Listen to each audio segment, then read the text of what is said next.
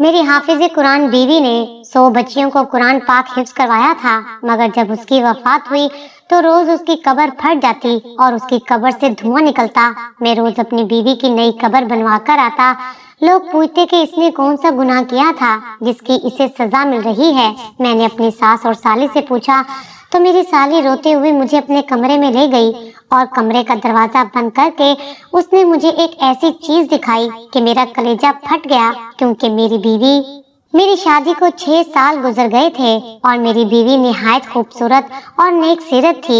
ان 6 سالوں کی رفاقت میں اس نے مجھے کبھی کوئی شکایت کا موقع نہیں دیا تھا۔ میری بیوی حافظ قرآن تھی اور شادی سے پہلے اس نے 100 بچیوں کو قرآن مجید حفظ کروایا تھا، جس کی وجہ سے مجھے ہر وقت یہی سوچ کر خوشی ہوتی تھی کہ میری بیوی کی صرف دنیا ہی نہیں بلکہ آخرت بھی آسان ہوگی اور وہ یقیناً میرے بچوں کی بھی اچھی تربیت کرے گی۔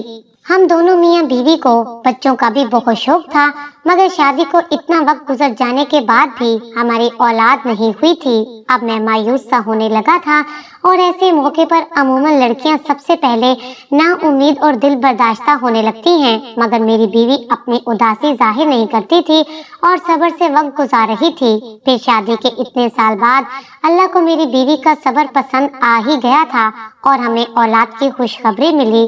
میں ان دنوں بہت خوش تھا اور اپنی بیوی کا بہت زیادہ خیال رکھ رہا تھا، کیونکہ ڈاکٹرز کا کہنا تھا کہ میری بیوی کو بہت احتیاط کی ضرورت ہے۔ میرا بس نہیں چلتا تھا کہ میں اپنی بیوی کو بستر سے نیچے اترنے دوں۔ ہماری بہت زیادہ احتیاط اور دعاؤں کے باعث اللہ تعالیٰ نے ہمیں صحت مند اور پیارا سا بچہ دیا تھا، مگر بچہ پیدا ہوتے ہی میری بیوی کی طبیعت ایک دم سے بگڑ گئی تھی۔ میں نے ایسا تو بالکل نہیں سوچا تھا کہ بچہ ہوتے ہی میں بیوی کو کھو دوں گا۔ اپنی بیوی کی طبیعت کا سن کر میں نے اللہ سے اس کی زندگی کی بہت دعائیں مانگی، مگر میری دعائیں رد ہو گئیں اور میری بیوی اللہ کو پیاری ہو گئی۔ میں غم سے بے حال ہو رہا تھا۔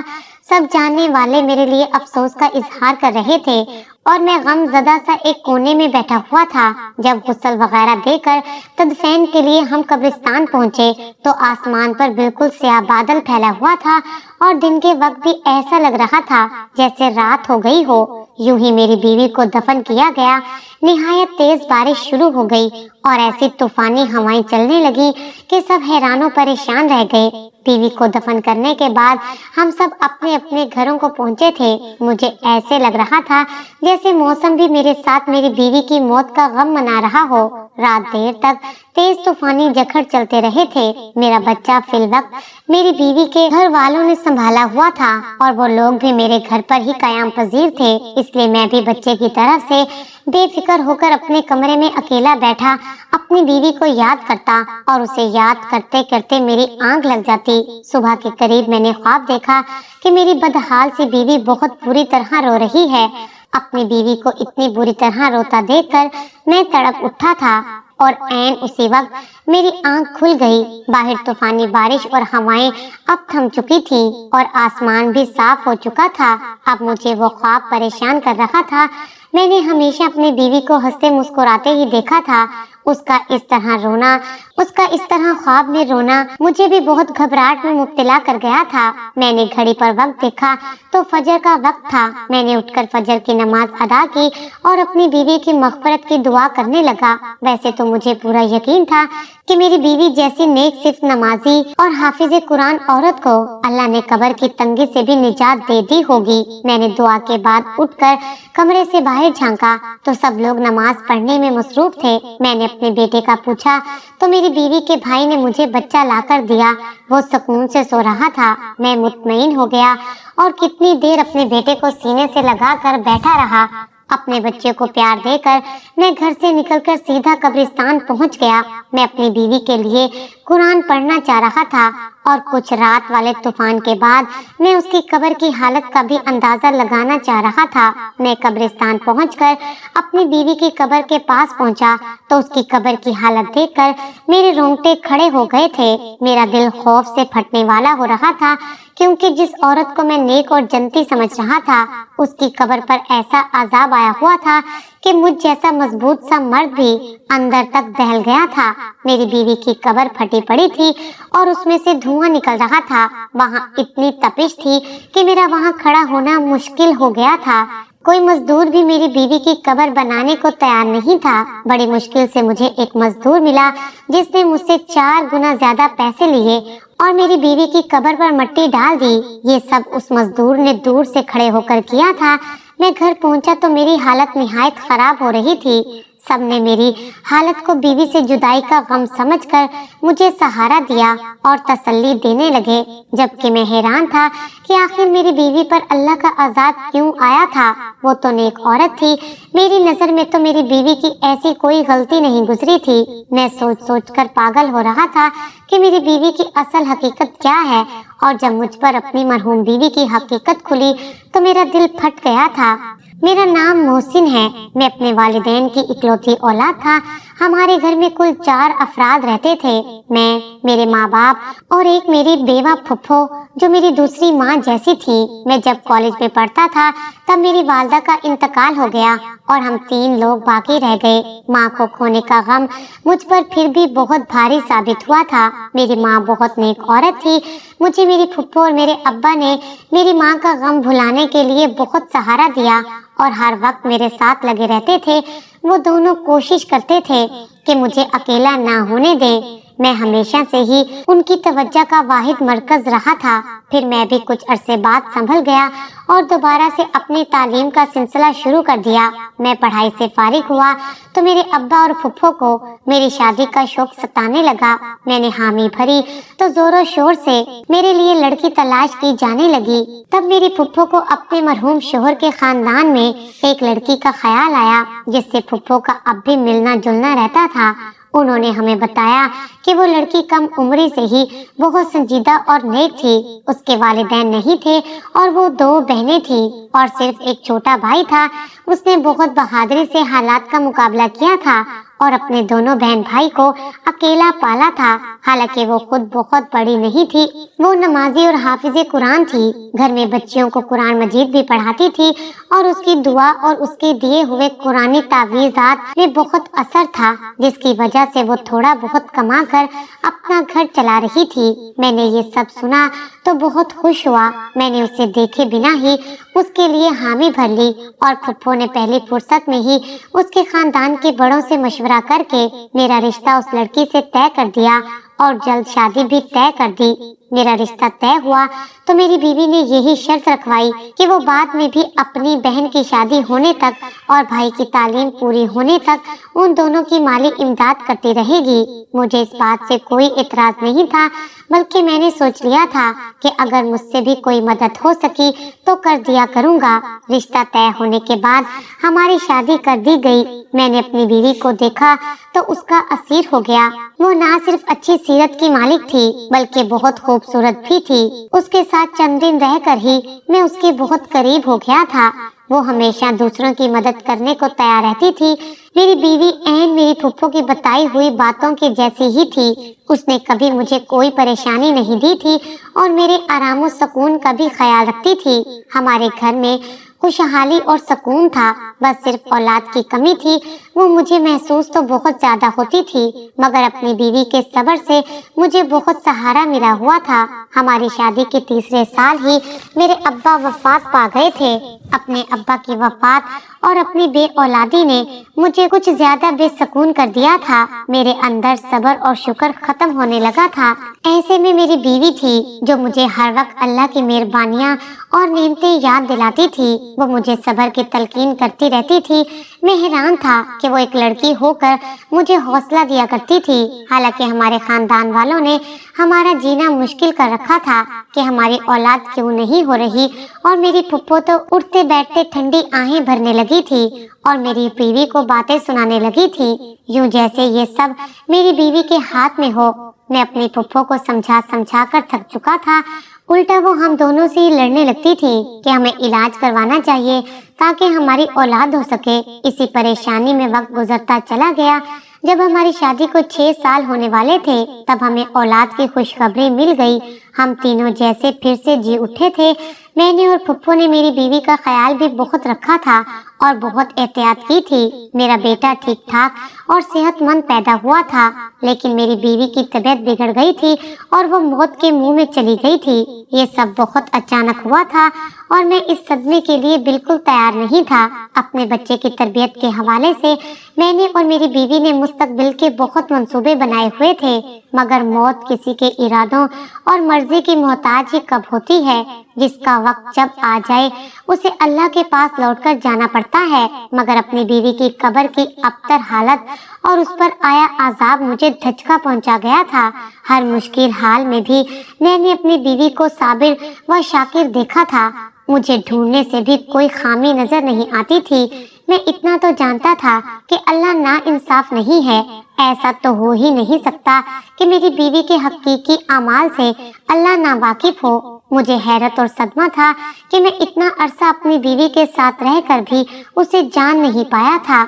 मुझे दुख ये भी था कि अगर मेरी बीवी कोई गुनाह कर भी रही थी तो काश मुझे पहले पता चल जाता, ताकि मैं उसे इस गुनाह से रोक लेता और इस आजाब से बचा लेता। मैं पछतावे में मुब्तला था। घर में उन दिनों क्या चल रहा था और मेरा बेटा रातों के वक्त कौन संभाल रहा था, मुझे कुछ खबर नहीं थी। मैं बस अपनी मरहूम बीवी के लिए बेचैन रहता था और अल्लाह से उसकी मग़फ़िरत की दुआ करता रहता था। एक रोज फुप्पो अचानक मेरे पास आई और संजीदगी से बोली कि उन्हें मुझसे जरूरी बात करनी है। मेरी फुप्पो ने मुझसे जो बात की वो मुझे एकदम गुस्सा दिला गई थी। मेरी बीवी को मरे अभी बामुश्किल 20-21 रोज हुए थे कि मेरी फुप्पो मेरी दूसरी शादी करना चाह रही थी। मैं फुप्पो से नाराज होने लगा कि उन्हें मेरी मरहूम बीवी का एहतराम करना चाहिए और कम से कम इतनी जल्दी मुझसे शादी की बात नहीं करनी चाहिए थी, जबकि मैं अभी सदमे में था। फुप्पो ने तहम्मुल से मेरी नाराजगी देखी और फिर मुझसे कहने लगी कि वो बूढ़ी हो गई हैं, इसलिए मुझे या मेरे बेटे को नहीं संभाल सकती। उन्हें भी मेरी बीवी की मौत का दुख था।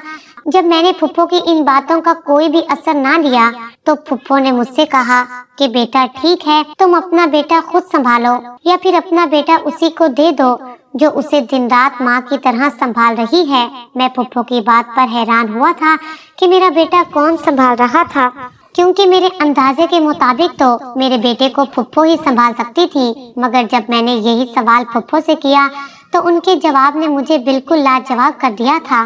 फुप्पो ने बताया कि मेरा बेटा इतने रोज से मेरी मरहूम बीवी की छोटी बहन संभाल रही थी। फिर वो चाहती थी कि मैं अपनी बीवी की छोटी बहन से निकाह कर लूं, ताकि मेरे बेटे को माँ का प्यार मिलता रहे और हमारा घर भी संभल जाए।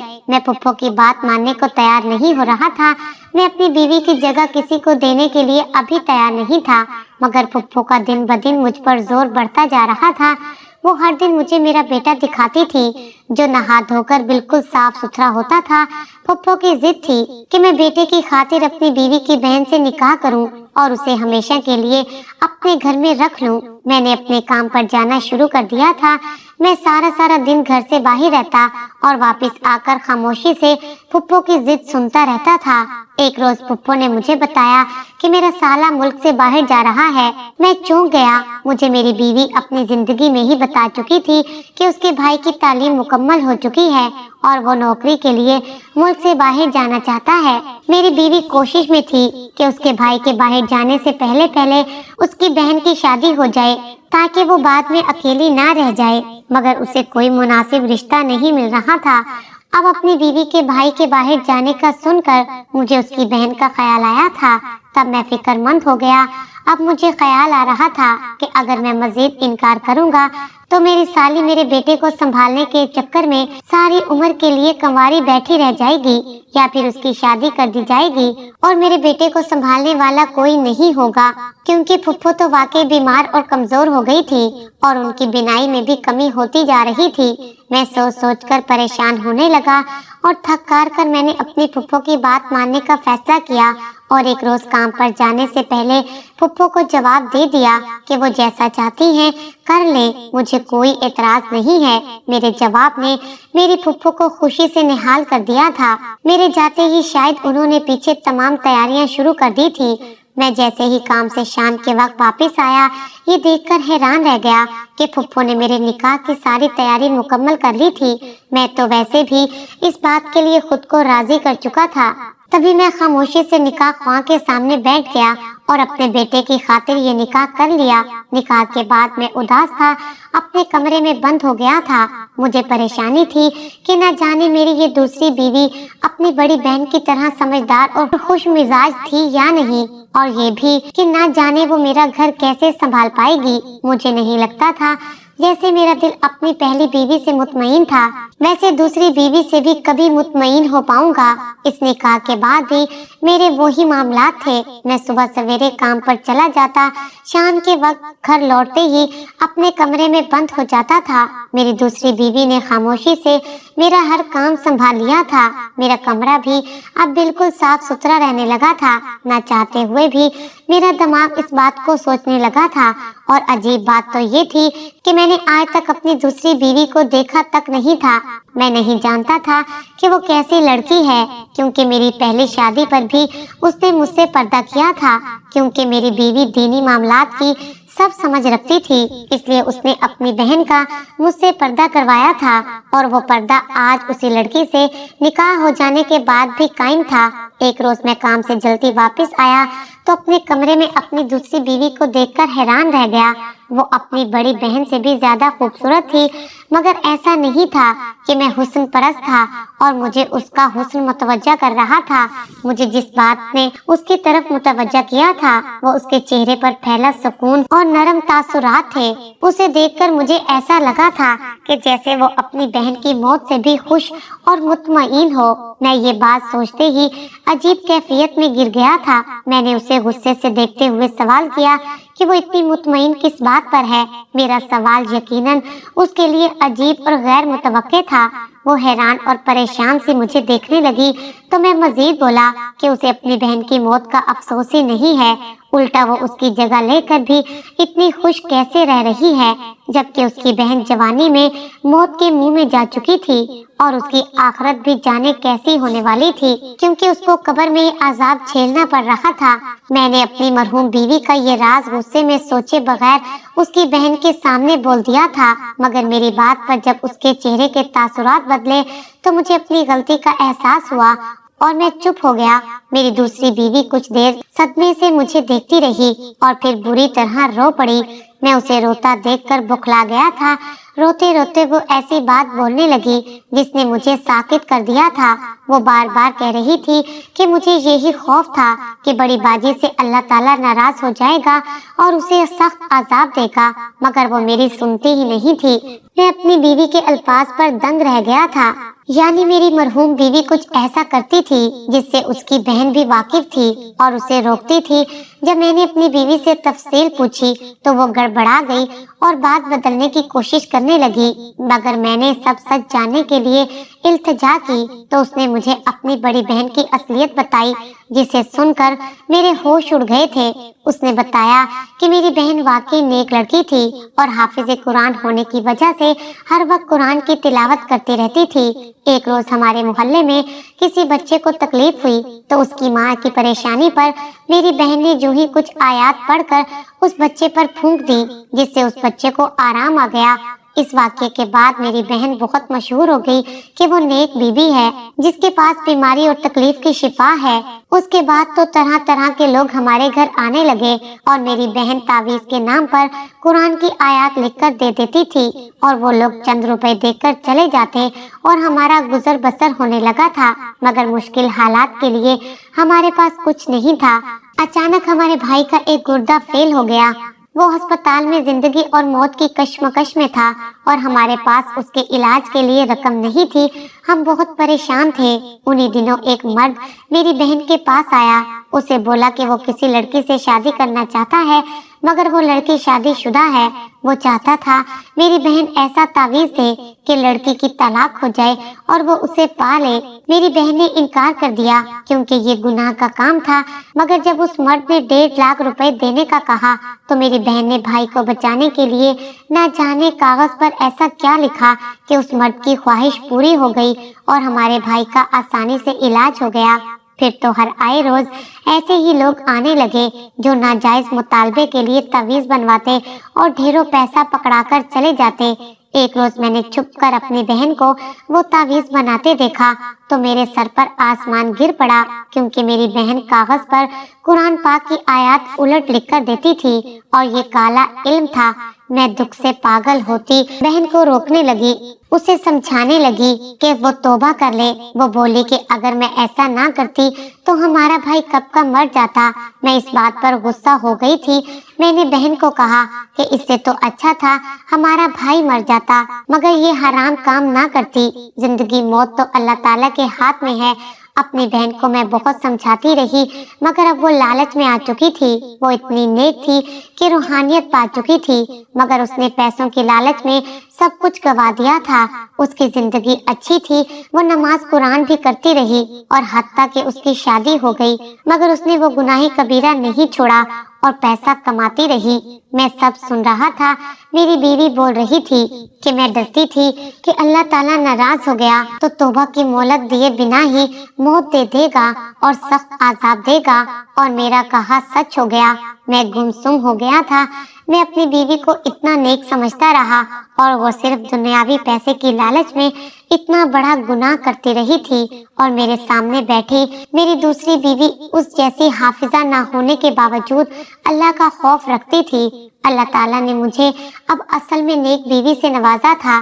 काला इल्म करने वाले और करवाने वाले दोनों के लिए अल्लाह के यहाँ सख्त आजाब है।